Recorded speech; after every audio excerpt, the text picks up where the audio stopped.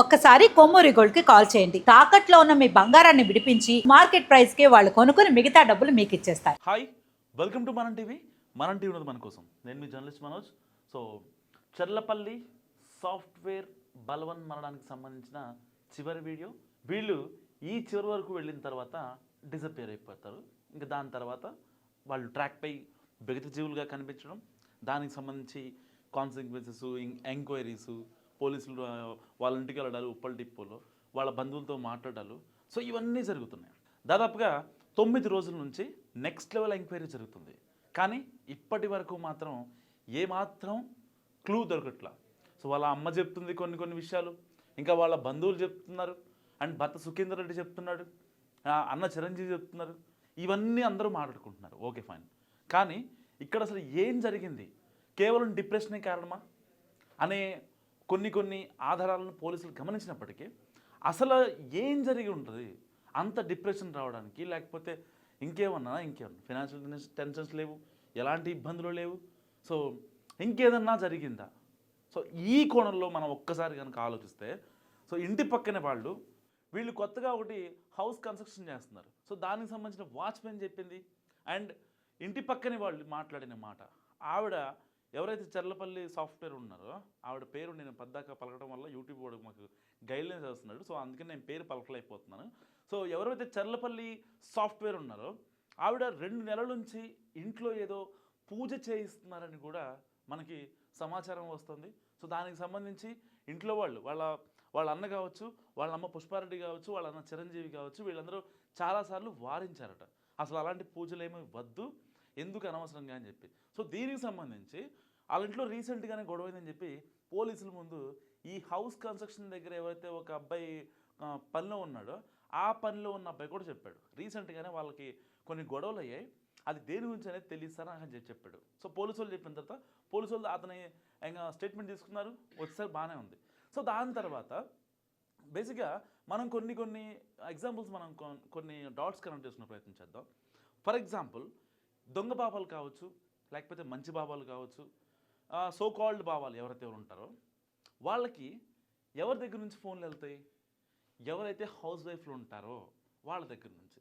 For example, ఒక మహిళ ఉందనుకోండి, ఆవిడ ఒక సంఘంలో పేరున్న, వాళ్ళ జిల్లాలో పేరుండి, వాళ్ళ మండలంలో పేరుండి, లేకపోతే రాష్ట్ర వ్యాప్తంగా పేరుండి, వాళ్ళు నమ్మిన బాబాలు ఎవరైతే ఉంటారో వాళ్ళకి మాత్రమే ఫోన్ చేసి, బాబా ఇట్లా ఇది సంగతి, సో మా ఆయన మాటింటలేడు, లేదంటే ఇంకోటి సంథింగ్ వాట్ అని చెప్పి వాళ్ళు వాళ్ళ బాధలు చెప్పుకుంటారు.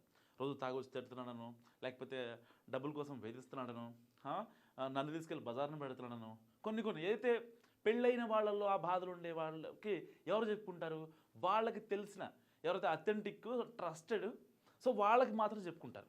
చెప్పుకొని వాళ్ళకి బాధలకు సంబంధించిన, లేకపోతే వాళ్ళు చెప్పేదైతే కొంతమంది మందులు ఇస్తూ ఉంటారు, ఏవి మందులు అంటారు, అంటే ఇవంతా అథెంటిక్ కాదు, బట్ వీళ్ళు నమ్మే నమ్మకం చాలా ఇంపార్టెంట్.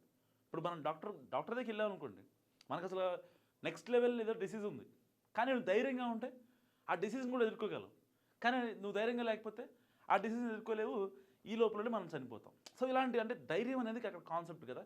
సో ఇలాంటి వాటిలో ఏం జరుగుతుందంటే, పర్టికులర్గా బాబాలు కొంతమంది మందులు ఇచ్చేవాళ్ళు, ఇంకోటి ఇచ్చేవాళ్ళు పక్కన పెడితే, కొంతమంది మతబోధం చేసేవాళ్ళు, లేకపోతే అంటే నువ్వు ఇంత ఇబ్బంది పడుతున్నావు అంటే నీకు పరలోకంలో, లేదంటే నీకు స్వర్గంలో మంచి స్థానం ఉంది, నువ్వు అక్కడికైనా వెళితే నువ్వు ఇక్కడ పడుతున్న ఇబ్బంది ఏదైతే ఉందో ఆ మొత్తాన్ని, దాని అంతాన్ని డిసపియర్ చేసి, స్కిప్ చేసి నువ్వు అక్కడికి వెళ్ళి మంచి లైఫ్ బతకొచ్చు అని చెప్పేటోళ్ళు కూడా ఉన్నారు. ఎగ్జాక్ట్లీ ఉన్నారు, చాలామంది ఉన్నారు. మనం చూస్తూ ఉంటాం కొన్ని. ఇప్పుడు మనం టీవీలో నా వీడియోస్ కానీ, లేకపోతే నా యాంకర్ చార్మి కానీ, లేకపోతే మా యాంకర్ జర్నలిస్ట్ కార్తిక్ కానీ, ఇలాంటి వాళ్ళ వీడియోస్కి ఎప్పుడన్నా మనం లైవ్ స్ట్రీమింగ్ చేసుకునేటప్పుడు కొన్ని గమనిస్తూ ఉంటా, జ్యోతిష్యం చెప్పండి అని చెప్పి. నేను రీసెంట్గానే ఒకళ్ళకి కాల్ చేశాను అనమాట. సో వాళ్ళకి కాల్ చేసిన తర్వాత ఏం జరిగిందంటే, ఫస్ట్ వాళ్ళు మీ ప్రాబ్లం ఏంటయ్యా అని అడుగుతారు. నా ప్రాబ్లం సో ఆన్సర్ అంటే, ఎవరికి మీరు ఎక్కడ ఉంటారంటే కాశీలో ఉన్నామని చెప్తారు. సో కొంతమంది ఏమో మా ఊరి పేర్లు చెప్పడం మాకు ఇష్టం లేదు స్వామి, మీ సమస్య ఏంటో చెప్పండి, వశీకరణ చేయాలా, లేకపోతే ఇంకోటి చేయాలా, లేకపోతే మందు పెట్టాలా, మీరు ఎవరన్నా కావాలని కోరుకుంటున్నారా, వాళ్ళకి ఏదన్నా వాళ్ళకి ఇష్టమైన ఫుడ్లో ఇది తినిపిస్తే మీకు వెంటనే ఆ వశీకరణ జరుగుతుంది, మీరు కోరుకున్న అమ్మాయి మీ దగ్గరికి వస్తున్నాయి. కొన్ని మనం మాటలు వింటూ ఉంటాం. వాటికి సంబంధించి మనకి యూట్యూబ్లో కూడా వాళ్ళు షార్ట్స్ రిలీజ్ చేసి పెడతా ఉంటారు, బ్యాక్గ్రౌండ్లో వాయిస్ పెట్టి వాళ్ళ ఫోటోలు బయటికి రాకుండా ఏవో ఏ ఇమేజ్లతో లేకపోతే బ్లాక్ మ్యాజిక్ లాంటి పిక్స్ని తీసుకొని ఎడిటింగ్ చేసి 1 minute షార్ట్స్ని వాళ్ళ ప్రమోషన్ కోసం యూజ్ చేసుకుంటూ ఉంటారు.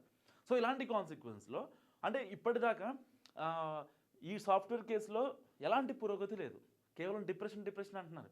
ఆవిడంత స్ట్రాంగ్గా ఉండే మహిళ ఒక డిప్రెషన్కి వెళ్ళిపోయిందని ఎలా ఎలా నమ్మగలం? ఒక్క నిమిషం ఆలోచించండి. ఇప్పుడు నేను చెప్పింది మాట్లాడింది కేవలం అది 100% నా ట్రస్ట్ అని చెప్పి అథెంటిక్ అని నేను అనట్లేదు.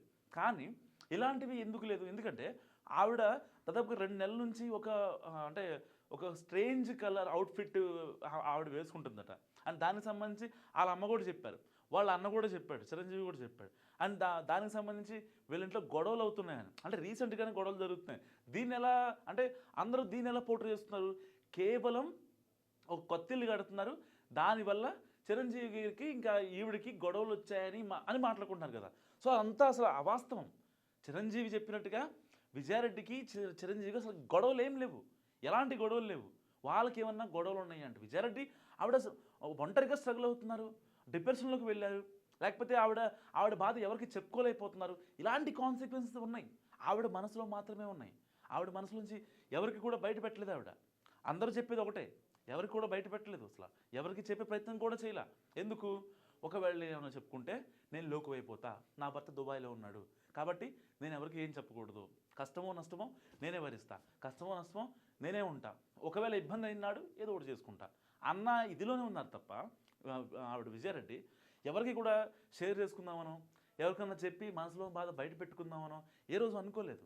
సరే, ఇలాంటి బాబాలు ఎవరైతే ఉంటారో, సో ఇలాంటి వాళ్ళు చెప్పే మాటలు విని ఎక్కువగా వివాహిత మహిళలు, నిజంగా అండి చాలా ఇది సీరియస్ న్యూస్, వివాహిత మహిళలు ఎవరైతే ఉంటారో వాళ్ళు నమ్మిన బాబాలని, వాళ్ళు నమ్మిన పూజారులు అంటే తాంత్రిక చేసేవాళ్ళు ఉంటారు కదా. సో అంటే ఏదన్నా ప్రాబ్లం అంటే వీళ్ళు వివాహిత మహిళలు తప్పు ఉద్దేశాల కోసం చేయరు. వాళ్ళ ఇంటెన్షన్ ఏంటి? వాళ్ళ ఇంట్లో పిల్లలు బాగుండాలని, వాళ్ళ భర్త బాగుండాలని, ఎంటైర్గా వాళ్ళ ఫ్యామిలీ బాగుండాలని. అత్త వేధిస్తుంది అనుకోండి, చీటికి మాటికి వేధిస్తుంది, చేసిన పనే మళ్ళీ చేయమని చెప్తుంది, ఇలాంటివి ఉంటాయి. ఆటికి యూజ్ చేసుకుంటారు తప్ప అందరూ యూజ్ చేసుకుంటారని నేను అన్నాను. కానీ ఎవరైతే బాగా స్ట్రగుల్ అవుతారో వాళ్ళు మాత్రం మస్ట్గా ఇలాంటి వాటిని యూజ్ చేసుకుంటారని చెప్పడంలో ఏమాత్రం సందేహం లేదు. కానీ ఇక్కడ ఈ చర్లపల్లి సాఫ్ట్వేర్ కేసులో కూడా సో కొంచెం అదేదో జరిగిందనే ఒక వాదన కూడా ఇప్పుడు మనం కొన్ని డాట్స్ కనెక్ట్ చేసుకుంటే అనిపిస్తోంది. ఎందుకంటే ఈవిడ ఒక 2 months నుంచి అవుట్ఫిట్ వేరే వేసుకోవడం, ఏదైతే ఆ బాబా చెప్పినవి అవుట్ఫిట్ వేసుకోవడం, దానికి సంబంధించి అతని ఇంటికి రావడం, కొన్ని పూజలు చేయడం, ఆయన వచ్చినప్పుడు పుష్పారెడ్డి ఎవరైతే సాఫ్ట్వేర్ వాళ్ళ మదర్ ఉన్నారో ఆవిడ కూడా వద్దని వారించడం, అండ్ చిరంజీవి కూడా వద్దని చెప్పడం, ఇలాంటివి కొన్ని డాట్స్ కనెక్ట్ చేసుకుంటే సంథింగ్ ఏదో 2 months నుంచి ఆవిడ మాట్లాడే ప్రయత్నం చేస్తుంది, తర్వాత మాట్లాడలేదు, దాని తర్వాత కొన్ని ఇబ్బందులు జరిగాయి. సో ఈ ఇబ్బందుల్ని ఆస్తి తగాదాలుగా కొంతమంది అంటే ఎవరికి నచ్చినట్టుగా వాళ్ళు చిత్రీకరించుకుంటున్నారు. కానీ ఇక్కడ జరిగింది ఏంటి అని మనం కొన్ని ఇంపార్టెంట్ డాట్స్ని మనం కనుక కనెక్ట్ చేసుకుంటే so something is happened, something అక్కడ ఏదో ఉంది. ఆవిడని ఒక ఎక్స్ట్రీమ్ ఫోర్స్ ఏదో ఆవిడని చాలా బలవంతంగా లాక్కెళ్ళింది. ఈవెన్ ఆ రోజున మనం ఈవిడ ఒక్కసారి విజువల్ ఉండే ఎప్పుడైతే ఆవిడ ఈ సీసీ కెమెరా ఉంది కదా,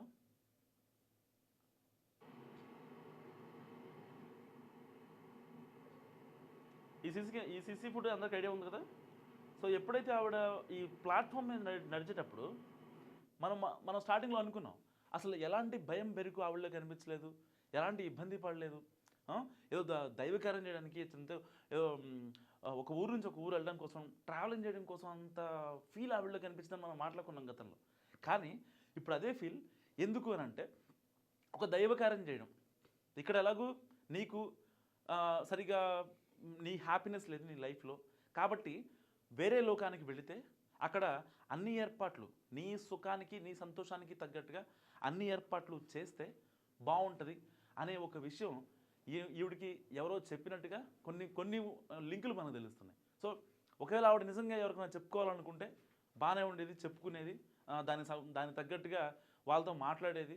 ఈవెన్ వాళ్ళ అమ్మాయి ఒక మాట అన్నారు, నువ్వు పోతే పోయావు, మరి పిల్లలు ఎందుకు తీసుకెళ్ళావు అని చెప్పి అన్నారు. అంటే ఒక రకంగా ఆవిడ క్లూ ఇచ్చింది అనుకోవచ్చు. అంటే సంథింగ్ ఏదో ఒక ఎక్స్ట్రీమ్ ఫోర్స్ ఏదో అక్కడ పనిచేసింది. ఎందుకంటే ఈవిడ ఒక స్లిప్ పైన రాయటం, నేను బతకాలి అని అనుకున్నా కానీ నా వల్ల కాలేదు అని ఆవిడ ఆవిడ కోట్ చేసింది ఆ మాటని. సో అంటే ఎవరైనా సరే, ఏ వివాహిత అయినా లేకపోతే అబ్బాయి అయినా అమ్మాయి అయినా, ఇప్పుడు సపోజ్ తిరుపతి ఇన్సిడెంట్ తీసుకోండి, పుత్తూరులో జరిగిన ఇన్సిడెంట్. ఆ అమ్మాయి పద్మ ఏమని రాసింది చాలా క్లియర్గా, నేను చనిపోయాక వేరే వాళ్ళని పెళ్లి చేసుకో, వాళ్ళది ప్రేమ వివాహం కదా, అందుకనే నేను చనిపోయిన తర్వాత ఒక ప్రేమ వివాహం చేసుకో అని చెప్పి, అది కూడా సెటిల్ అయ్యాక చేసుకో అని చెప్పి వాళ్ళ భర్త శివశంకర్కి చాలా డెప్త్ మెసేజ్ ఇచ్చింది. అంటే ఇప్పుడు చనిపోతున్నామంటే వేరే వాళ్ళ మీదకి ఎవరికి వెళ్లకుండా ఒక క్లియర్ మెసేజ్, క్లియర్ నోట్ రాసి పెడతారు.